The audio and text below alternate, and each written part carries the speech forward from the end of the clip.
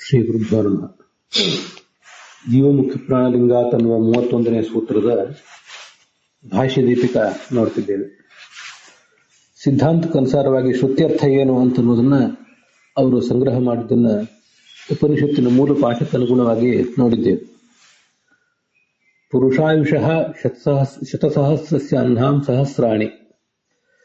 ಮನುಷ್ಯನ ಆಯುಷ್ಯದ 100 ಸಂವತ್ಸರ ಅಂದ್ರೆ 100 ವರ್ಷ. ಅದರ ಅಹ್ನಾಂ ಸಹಸ್ರಾಣಿ, ಹಗಲಿನ 1000 ಹಗಲುಗಳು. ಶತಸಂವತ್ಸರಸ್ಯ ಅಂತಃ ಪ್ರವಿಷ್ಟ ಅಹರ್ ನಿಯಾಮಕ ಸೂರ್ಯಗತ ಭಗವತ್ ಪುರುಷ ರೂಪಾಣಿ. ಅದರಲ್ಲಿ ಹಗಲಿನಲ್ಲಿ ಭಗವಂತನ ಪುರುಷ ರೂಪಗಳಿವೆ, ರಾತ್ರಿಯಲ್ಲಿ ಭಗವಂತನದೇ ಸ್ತ್ರೀ ರೂಪಗಳಿವೆ ಅನ್ನೋದನ್ನೆಲ್ಲ ಉಪನಿಷತ್ತಲ್ಲಿ ನೋಡಿದ್ದೇವೆ. ತಾವಂತಿ ಸಹಸ್ರಾಣಿ, ಅಷ್ಟೇ 1000ಗಳಿವೆ. ಎಷ್ಟು 1000ಗಳಿವೆ ಅಂದ್ರೆ ಕಿಯಂತಿ ಬೃಹತಿ ಸಹಸ್ರಗತ ಅಕ್ಷರಾಣಾಂ, ಬೃಹತಿ ಸಹಸ್ರದಲ್ಲಿರುವ ಅಕ್ಷರಗಳಿಂದ ವಾಚ್ಯವಾದ ಪುರುಷ ರೂಪಗಳು ಎಷ್ಟಿವೆಯೋ ಅಷ್ಟೇ ಈ ಸ್ತ್ರೀ ರೂಪಗಳು ಕೂಡ, ಅಷ್ಟೇ ಈ ಪುರುಷ ರೂಪಗಳು ಕೂಡ ಇವೆ. ಹಾಗೆ ಬೃಹತಿ ಸಹಸ್ರದ ವ್ಯಂಜನಗಳಿಂದ ವಾಚ್ಯವಾದ ಸ್ತ್ರೀ ರೂಪಗಳು ಎಷ್ಟಿವೆಯೋ ಅಷ್ಟು ರಾತ್ರಿಯಲ್ಲಿರುವ ಸ್ತ್ರೀ ರೂಪಗಳು ಕೂಡ ಇವೆ ಅನ್ನೋದನ್ನು ನೋಡಿದ್ದೇವೆ. ಅದರ ಮುಂದೆ 196ನೇ ಪುಟದಲ್ಲಿ ಭಾಷ್ಯ ದೀಪಿಕಾದಲ್ಲಿ ಉಪಾಸ ತ್ರೈವಿಧ್ಯಾತ್ ಆಶ್ರಿತತ್ವಾತ್ ಇಹತದ್ಯೋಗಾಚ ಅಂತೆಲ್ಲ ಇದೆಯಲ್ಲ, ಅದಕ್ಕೆ ಅವರ ಅರ್ಥ ಬರ್ತಿದ್ದಾರೆ ಒಂದೊಂದು ಶಬ್ದಕ್ಕೆ. ಉಪಾಸ ತ್ರೈವಿಧ್ಯಾತ್ ಅಂದ್ರೆ ಭಗವದುಪಾಸನಸ್ಯ ತ್ರಿವಿಧತ್ವಾತ್. ಮೂಲಭೂತವಾಗಿ ಫಂಡಮೆಂಟಲಿ ಭಗವಂತನ ಉಪಾಸನೆ ಅನ್ನೋದು 3 ವಿಧವಾಗಿದೆ. ಮತ್ತೆ ಆಶ್ರಿತತ್ವಾತ್ ಅಂದ್ರೆ ಏತತ್ ಪ್ರಕರಣೇ ಉಕ್ತತ್ವಾತ್, ಈ ಪ್ರಕರಣದಲ್ಲಿ ಅದನ್ನ ವರ್ಣನೆ ಮಾಡಿದ್ದಾರೆ ಅಂತ ಹೀಗರ್ಥ. ಈ ಯೋಗಾಚ ಅಂತ ಮುಂದೆ ಇನ್ನೊಂದಿದೆ, ಅದಕ್ಕೂ ಒಂದು ಅರ್ಥ ಹೇಳ್ತಾರೆ. ಯೋಗ ಅಂದ್ರೆ ಆಯಾ ಉಪಾಸನೆ ಅನ್ನೋದು ಅವರವರಿಗೆ ಮಾತ್ರ ಸಾಧ್ಯವಾದದ್ದು ಅಂತ ಅದನ್ನ ಅರ್ಥ, ಅದು ಒಂದು ಮುಂದೆ ಹೇಳ್ತಾರೆ. ಮುಂದೆ 197ನೇ ಪುಟದಲ್ಲಿ ತದೇತತ್ ಪ್ರಕೃತಂ ಸರ್ವಂ ವಿದ್ವಾನ್ ಅಂದ್ರೆ ಜಾನನ್ ಅಂತ ಅರ್ಥ. ವಿದ್ವಾನ್ ಅಂದ್ರೆ ಜ್ಞಾನಿ ಆದವನು ಅಂತ ನಾವು ಅರ್ಥ ಹೇಳಿದ್ವಿ, ಪಂಡಿತನಾದ ಮಹಿದಾಸ ಅಂತ ಹೇಳಿ. ಅದನ್ನು ಇದೆಲ್ಲವನ್ನು ತಿಳಿದಂಥ ಮಹಿದಾಸ ಅಂತ ಹೆಚ್ಚು ಅದಕ್ಕೆ ಸಂಬಂಧಿಸಿದಂತಹ ಅರ್ಥ. ಐತರೇಯ ಅಂದ್ರೆ ಇತರಾಯ ಅಪತ್ಯಂ ಪುಮಾನ್, ಇತರಾದೇವಿಯ ಮಗ ವಿಶಾಲ ಎಂಬ ಪ್ರಜಾಪತಿಯಿಂದ ಹುಟ್ಟಿದವನು. ಮಹಿದಾಸ ಅಂತಿದೆ. ಮಹಿನಃ ಮಹಾತ್ಮರಾದ ದೇವತೆಗಳು, ಬ್ರಹ್ಮಾದಿ ದೇವತೆಗಳು ಕೂಡ ಯಾರಿಗೆ ದಾಸರಾಗಿದ್ದಾರೋ ಅವನು ಮಹಿದಾಸ ಅಂತ ಅದರ ಅರ್ಥ. ಇವೆಲ್ಲ ಕೆಲವು ಐತರೇಯ ಉಪನಿಷತ್ತಿನ ಭಾಷ್ಯದಲ್ಲೇ ಬಂದದ್ದು. ಮತ್ತೆ ಇನ್ನೊಂದೆರಡು ಅರ್ಥಗಳನ್ನ ಈ ಹಿಂದೆ ಗೋವಿಂದಾಚಾರ್ಯ ಹೇಳಿದ್ದನ್ನ ಹೇಳಿದ್ದೆ. ಮಹಿದಾಸ ಅಂದ್ರೆ ಮಹಿ ಅಂದ್ರೆ ಭೂಮಿ, ಆ ಭೂಮಿಯಿಂದ ಅಂದ್ರೆ ದತ್ತವಾದ, ಆಸ ಅಂದ್ರೆ ಆಸನ ಉಳ್ಳವನು. ಆ ಮಹಿದಾಸ ಅಲ್ಲಿಗೆ ಬಂದಾಗ ಅವನಿಗೆ ಯಾರು ಕೂಡ ಆಸನ ಕೊಟ್ಟಿರಲಿಲ್ಲ. ಆವಾಗ ಅವನಿಗಾದ ಅಗೌರವವನ್ನು ತಾಳದೆ ಭೂಮಿಯೇ ಒಂದು ಆಸನ ಕೊಟ್ಟಿತ್ತು. ಹೀಗೆ ಮಹಿದಾಸ ಅಂದ್ರೆ ಆ ಒಂದು ಅರ್ಥವನ್ನು ಕೆಲವರು ಬರೆದಿದ್ದಾರೆ. ಷಡ್ಗುರು ಶಿಷ್ಯ ಅನ್ನೋರು ಆ ತರ ಅರ್ಥ ಹೇಳ್ತಾರೆ ಅಂತ ಗೋವಿಂದಾಚಾರ್ಯ ಕೋಟ್ ಮಾಡಿದ್ದಾರೆ. ಮತ್ತೊಂದು ಮಹಿಳಾ ಮದಾಸ, ಆ ಮಹಿದಾಸನ ತಾಯಿ ಇತರಾದೇವಿ, ಅವಳ ಸವತಿ ಒಬ್ಬಳಿದ್ಲು. ಅವಳು ಇವನನ್ನ ತಿರಸ್ಕರಿಸಿದ್ದಲ್ಲ, ಅವಳ ಮದವನ್ನ ಇವನು ಇಳಿಸಿದವನು, ಅವಳ ಸೊಕ್ಕಿಗೆ ಮದ್ದರೆದವನು ಅಂತ ಇನ್ನೊಂದು ಅರ್ಥ ಕೂಡ ಅವ್ರು ಹೇಳಿದ್ದಾರೆ ಗೋವಿಂದಾಚಾರ್ಯ. ಅದನ್ನು ತಿಳ್ಕೋಬಹುದು.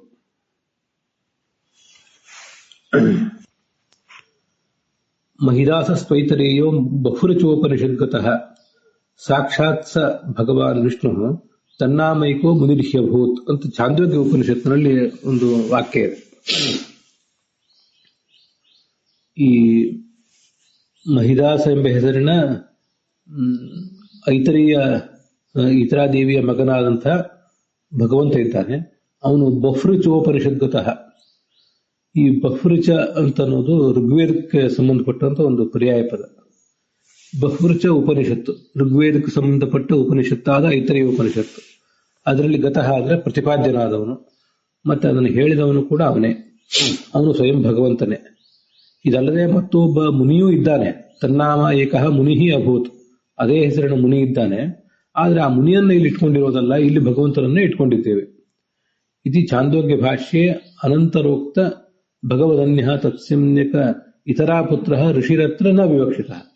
ಆ ಮುನಿಯ ಹೆಸರುನು ಮಹಿದಾಸ ಐತರೇಯ ಅಂತಾನೆ, ಆದ್ರೆ ಅವನ ತಾಯಿ ಹೆಸರುನು ಇತರ ಅಂತಲೇನೆ, ಆದ್ರೆ ಅವನನ್ನು ನಾವಿಲ್ಲಿ ಇಟ್ಕೊಂಡಿಲ್ಲ. ಕಿಂತು ಯಹ ವೈಷ್ಣವಂ ವಿಷ್ಣು ವಿಷಯಂ ತಂತ್ರಂ ಗ್ರಂಥಂ ವ್ಯಧಾತ್, ಯಾರು ಅಂತ ಒಂದು ತಂತ್ರ ಗ್ರಂಥವನ್ನು ರಚನೆ ಮಾಡಿದ್ನೋ ಅಂಥವನನ್ನೇ ಭಗವಂತನನ್ನೇ ನಾವಿಲ್ಲಿ ಇಟ್ಕೊಂಡಿದ್ದೇವೆ ಹೊರತು ಬೇರೆ ಯಾರನ್ನು ಇಟ್ಕೊಂಡಿಲ್ಲ ಅಂತ ಅದರ ತಾತ್ಪರ್ಯ. ಮುಂದೆ ತಂತ್ರಂ ಅಂತಿದೆಯಲ್ಲ, ತಂತ್ರಂ ಅಂದ್ರೆ ಪಂಚರಾತ್ರಂ ಅಂತ ಅಲ್ಲಿ ಬರೆದಿದ್ದಾರೆ. ತಂತ್ರಂ ಪಂಚರಾತ್ರಂ ವ್ಯಧಾತ್, ಅದನ್ನು ರಚನೆ ಮಾಡಿದ. ಮತ್ತು ನಾರದಾದಿಭ್ಯ ವ್ಯಾಚಖ್ಯೌ, ನಾರದಾದಿಗಳಿಗೆ ಅದನ್ನ ವ್ಯಾಖ್ಯಾನ ಮಾಡಿದ. ನನಗಲ್ಲಿ ಸ್ವಲ್ಪ ಸಂಶಯ ಇದೆ ಅಷ್ಟೇ. ತಂತ್ರ ಅಂದ್ರೆ ಪಂಚರಾತ್ರವನ್ನೇ ಇಟ್ಕೋಬೇಕು ಅಥವಾ ಬೇರೆ ಗ್ರಂಥಗಳು ಮತ್ತು ಯಾವ್ದಾವ್ದೋ ಗ್ರಂಥಗಳು ಇರ್ತವೆ. ಇಲ್ಲಿ ಪಂಚರಾತ್ರವನ್ನೇ ಇದೇ ಐತರೇಯ ರಚನೆ ಮಾಡಿದ್ನು ಅಂತ ಅನ್ನೋದ್ರ ಬಗ್ಗೆ ನನಗೊಂದಿಷ್ಟು ವಿವಾದ ಇದೆ. ಇಲ್ಲಿ ಅದನ್ನ ಮತ್ತೆ ಯಾವಾಗಾದ್ರೂ ಬಗೆಹರಿಸ್ಕೊಳ್ತೇನೆ. ಮುಂದೆ 198ನೇ ಪುಟದಲ್ಲಿ ತತ್ತದುಪಾಸನಾ ಯೋಗ್ಯತೆಯಾಚ ಪುರುಷಾಣ, ಈ ಅಲ್ಲಿ ಮುಂದಿನ ಒಂದು ವಾಕ್ಯದಲ್ಲಿ ತಥಾಚ ತೇಷಾಂ ಪುರುಷಾಣಂ, ಆ ಎಲ್ಲ ವ್ಯಕ್ತಿಗಳೇನಿದ್ದಾರೆ, ಮನುಷ್ಯರು, ಋಷಿಗಳು, ಗಂಧರ್ವ, ದೇವತೆಗಳು, ಗಂಧರ್ವಾಖ್ಯ ಅಧಿಕಾರಿಣ, ಇದನ್ನೇ ನೋಡಿ ತತ್ವಪ್ರದೀಪದಿಂದ ತಗೊಂಡಿದ್ದಾರೆ ಜಗನ್ನಾಥೇತಿಗಳು. ಪ್ರಾಯ ಮನುಷ್ಯರು, ಋಷಿಗಳು, ಗಂಧರ್ವರು, ದೇವತೆಗಳು ಅನ್ನುವಂಥ ಈ ಅಧಿಕಾರಿಗಳೇನಿದ್ದಾರೆ, ತೇಷು ತ್ರಿವಿಧ ಉಪಾಸನೇಶು, ಈ ಹಿಂದೆ ಹೇಳಿದ 3 ವಿಧ ಉಪಾಸನೆಗಳಿವೆಯಲ್ಲ, ಆ ಉಪಾಸನೆಗಳ ಪೈಕಿ ಅದರ ಮಧ್ಯೆ ತತ್ತದ ಉಪಾಸನೆ, ಒಂದೊಂದು ನಿರ್ದಿಷ್ಟವಾದ ಉಪಾಸನೆಗೆ ಯಥಾಕ್ರಮಂ ಬಹಿಹಿ ಅಂತಹ ವ್ಯಾಪ್ತಿರೂಪ ಉಪಾಸನೆ ಏವ, ಅಂತಹ ಉಪಾಸನೆ ಮಾಡ್ಲಿಕ್ಕೆ ಮಾತ್ರ ಯೋಗ್ಯತಾ ಅನ್ನುವುದು ಈ ಅಧಿಕಾರಿಗಳಿಗಿದೆ. ಯೋಗ್ಯತಾಯಾ ಅಂದ್ರೆ ಯೋಗ್ಯತ್ವೇನ, ಅಧಿಕಾರಿಣಾಂ ಯೋಗ್ಯತ್ವೇನ, ಅಧಿಕಾರಿಗಳು ಯೋಗ್ಯರಾಗಿರುವುದರಿಂದ ಅಂತ ಹೀಗದರ ಅರ್ಥ. ಅಲ್ಲಿ ಈಗ ನಾವು ನೋಡ್ತಿರುವಂತೆ ಮನುಷ್ಯ, ಋಷಿ, ಗಂಧರ್ವ, ದೇವತ ಅಂತ 4 ಶಬ್ದ ಪ್ರಯೋಗ ಮಾಡಿದರು ಈ ಜಗನ್ನಾಥೇತಿಗಳು ಭಾಷ್ಯ ದೀಪಿಕಾದಲ್ಲಿ. ಆ ಯೋಗ್ಯತಾ ಇರುವುದು ಕೇವಲ 3 ಜನರಿಗೆ. ಅಲ್ಲಿ ಈ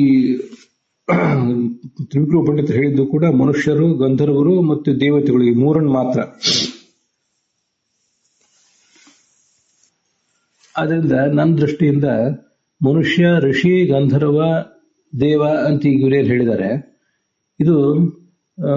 ಇದ್ರ ಬದಲು ಮನುಷ್ಯ, ಗಂಧರ್ವ, ದೇವ ಅಂತ ಈ 3 ಮಾತ್ರ ಇಟ್ಕೊಳ್ಳೋದು ಒಳ್ಳೆಯದು. ಯಾಕೆಂದ್ರೆ ಋಷಿ ಅಂತ ಪ್ರಭೇದ ಏನಿದೆ ಅದು ದೇವತೆಗಳ ನಂತರ ಬರುವುದಂಥದ್ದು.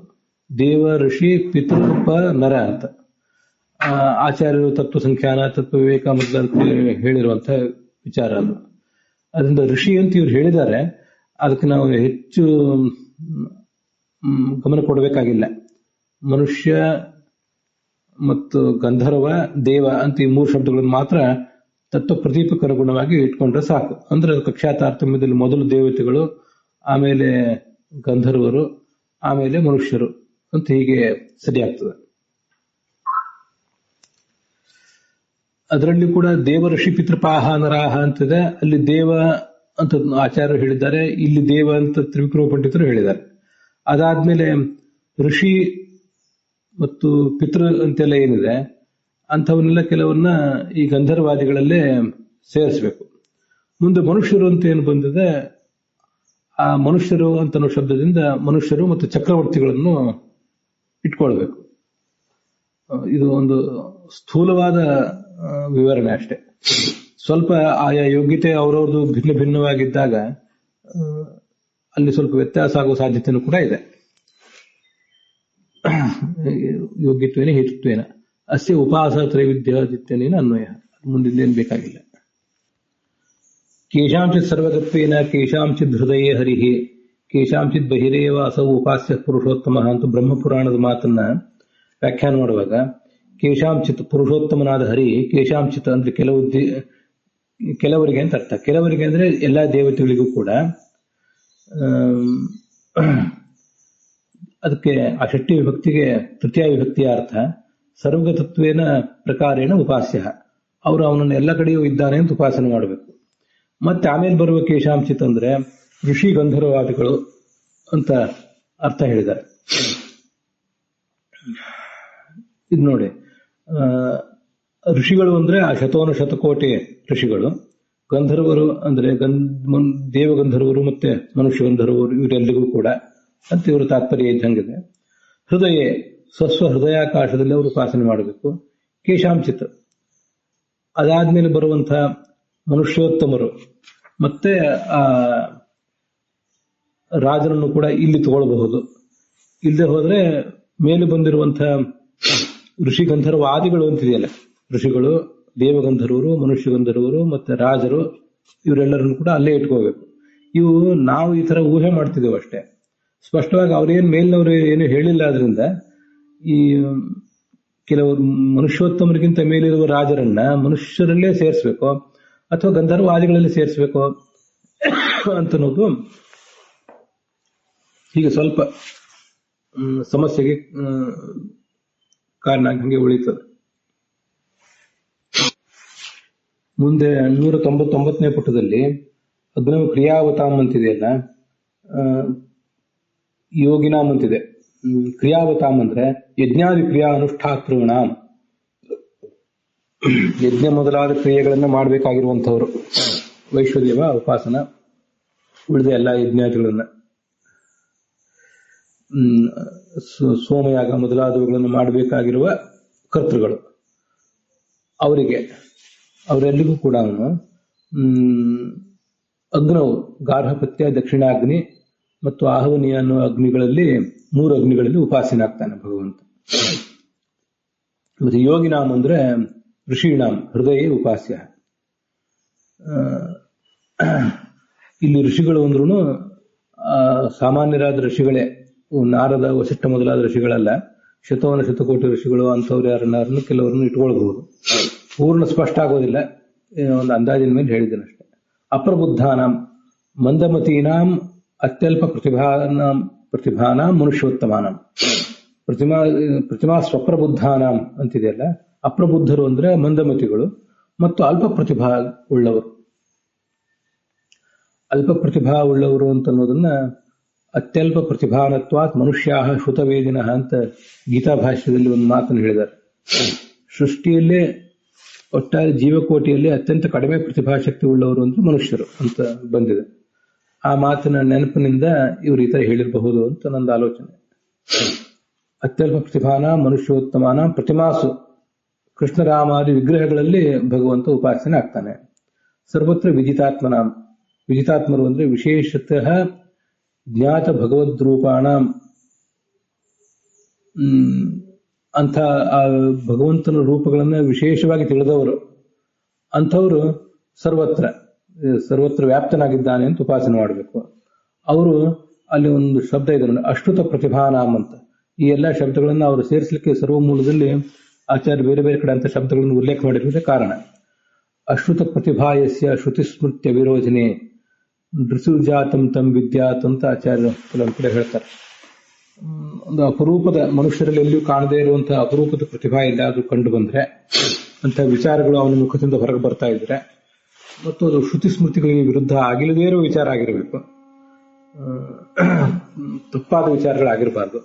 ಅಂಥದ್ದಿದ್ರೆ ಅವನನ್ನ ಮನುಷ್ಯರಲ್ಲಿ ಹುಟ್ಟಿದ ದೇವಸತ್ತಮ ಅಂತ ತಿಳ್ಕೋಬೇಕು. ಋಷುಜಾತಂ ತಂ ವಿದ್ಯಾತ್ ದೇವಸತ್ತಮಂ ಅಂತ ಹೀಗೆ ಬಂದಿದೆ. ಅದಕ್ಕಾಗಿ ಅಶ್ರುತ ಪ್ರತಿಭಾ ಈ ಶಬ್ದ ಪ್ರಯೋಗ ಮಾಡಿದ್ದಾರೆ. ಅತ್ರ ಅಗ್ನೌ ಪ್ರತಿಮಾಸ್ವಿತಿ ವಾಕ್ಯದ್ವಯೇನ ಬಹಿರ್ಮಾತ್ರ ಉಪಾಸನ ಉಪಲಕ್ಷತೆ. ಇದು ನೋಡಿ, ಅಗ್ನೌ ಕ್ರಿಯಾವತಾಂ ವಿಷ್ಣು ಅಂತ ಒಂದ್ ಕಡೆ ಬಂತಲ್ಲ, ಮತ್ತು ಪ್ರತಿಮೋಪಾಸನೆ ಅಂತ ಬಂತಲ್ಲ, ಅವೆರಡೂ ಶಬ್ದಗಳಿಂದ ಬಹಿರುಪಾಸನೆಯನ್ನು ತಿಳ್ಕೋಬೇಕಷ್ಟೆ. ಅದರಿಂದ ಈ ಶ್ಲೋಕದಲ್ಲಿ 4 ಇದ್ರೂ ಕೂಡ ಒಟ್ಟಾರೆ ವರ್ಗೀಕರಣ 3. ಅಗ್ನಿ ಮತ್ತು ಪ್ರತಿಮಾದ್ದು 1, ಮತ್ತೆ ಯೋಗಿಗಳಿಗೆ ಹೃದಯದಲ್ಲಿ ಎರಡನೇದು, ಸರ್ವತ್ರ ವಿದಿತಾತ್ಮನಾಮ ಅನ್ನೋದು ಮೂರನೇದು. ಈ ತರ ಆಗ್ತದೆ. ಅಲ್ಲಿಗೆ ಇವತ್ತಿನ ಈ ಭಾಗ ಸಮಾಪ್ತ ಆಗಿದೆ.